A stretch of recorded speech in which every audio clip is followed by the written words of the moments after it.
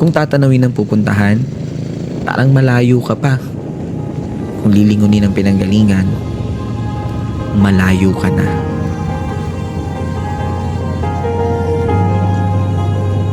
Kung titingin sa hakbang ng iba, parang naiiwan ka. Pero kung sarili ang bibigyang pansin, aba, umuusad ka. Maaaring pagtagpuin tayo sa ilang bahagi ng paglalakbay, pero ang totoo, kahit kailan, hindi naman talaga tayo magsasabay-sabay. Magkaiba ang panahon, magkaiba ang daan, magkaiba ang oras, magkaiba ang bilis.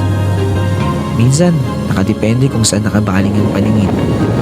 Pero isa lang ang sigurado, kahit mabagal, kahit mahinto-hinto, kahit nakakapagod, kahit nakakahapo, sa huli,